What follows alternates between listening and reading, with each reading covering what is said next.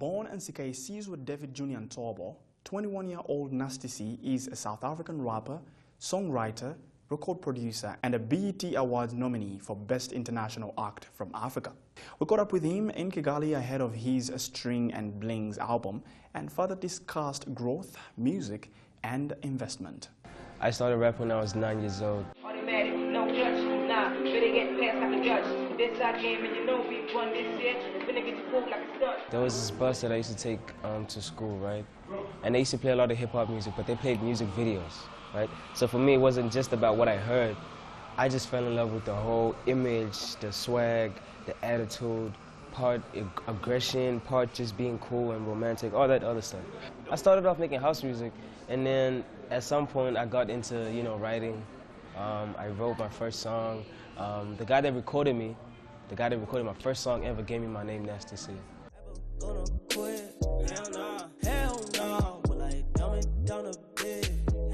Your musical journey from 2013 when you first released the EP to today when we're seeing you going with collaborations with people like French Montana, how much has this seen changes as time went by? I guess because I'm constantly working and just like trying to build myself and grow myself and educate, experiment with different sounds. I may not see the growth and I may not see the change, but people around me always come up to me and say, yo, that new song you did, I like what you did there, that's crazy. And that lets me know that they notice that I put in, that extra effort. I went the extra mile. I'm not just doing what I know how to do. I'm constantly trying to step outside the box and see what I can take from that box and put in mine so mine can expand and go bigger. Allow me to drive you to the conversation with Nasty C as a brand, Nasty C as business. When did you start realizing that now there is growth for me and now I'm going to be able to get the music that I do feeding me? Probably at age 16. I think that was the first time I went to a club and I got paid peanuts. How much was it? It was like, I think it was like $70. We got like 150 in total, but I had to split it with my manager. And I went home with $70 and I gave it to my father. Then when he was proud, I was like, yo, this could work. Goddamn body smoking, cash it to me. Fitted pants, tight top, that's a fix, that's a demand. It's a different type of party, book a table for 3 and 5. An artist from Nigeria can come to South Africa and get on a boom song. I went, this is not an if, I went from South Africa to Nigeria and we worked with Runtown on an Afrobeat song and it came out perfect. Please remember that your savior's on the way. I still remember when the teacher man said I wouldn't make it, but I made it anyway. I remember saying it wasn't easy, right now everything is amazing. So it doesn't really matter. Music connects people on a magical level, man. It's insane. It's insane. It's connecting Africa across the board. Different genres are coming together now. And this is what I've always been doing, but by myself. Like, I'd listen to a certain song, and I'd study how they work in their genre and apply it in my own lane. Nasty C, currently signed to Universal Music South Africa, says that artists can make good music, but there is always need for an extra hand to push the product to different platforms, and that's where record labels come into the picture. Record labels have a further reach than we do as independent artists, right?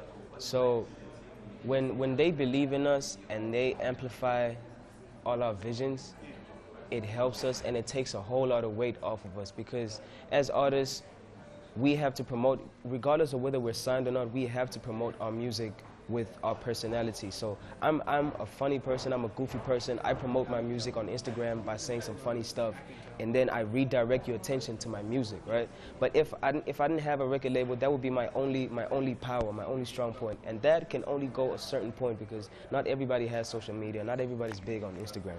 So record labels come into play when it comes to taking me outside of my country and introducing me to a radio presenter in Ghana or in Kenya or something like that. And they'll take me overseas and put my CD on the table and say, yo, we as a big record label, we vouch for this kid.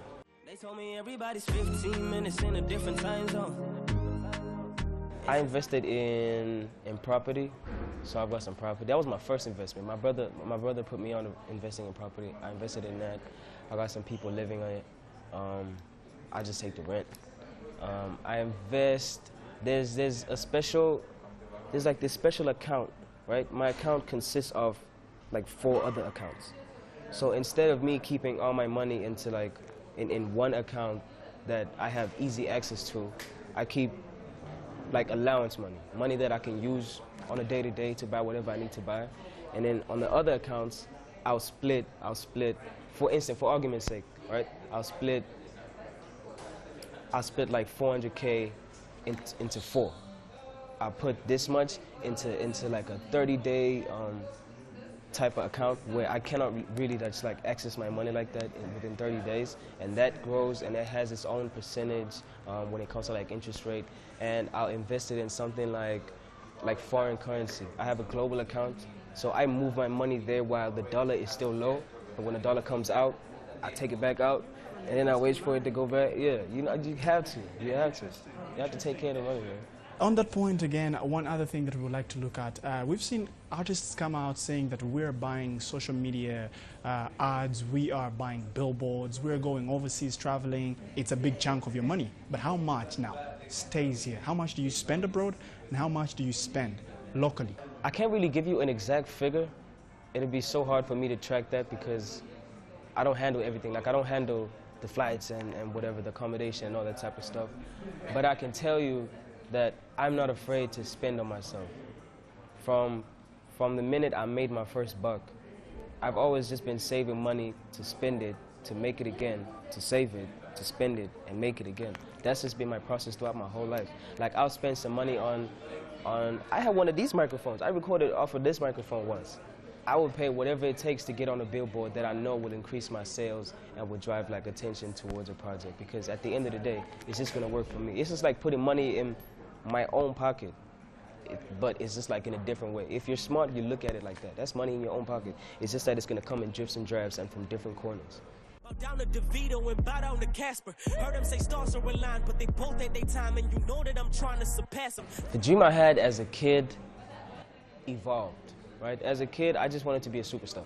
Now, I want to be more than a superstar. I want to be an icon. I want to be a big brother to every other upcoming artist, you know? I want to be somebody that an upcoming artist can look at and say, you know what, that guy made it, and he's made a platform for us to put our music on, or for us to go and showcase our talent on. So it definitely works because it comes from him. I have it written down. I want to be a billionaire at 36. 36, a billionaire. Billionaire. Wait, a billionaire in runs or In dollars. All right, tell me about that. How do you plan to go about it? I've got about like 6 ideas that don't have anything to do with music. 6 inventions. I'm talking about it. This is big. I'm talking about like inventions, right?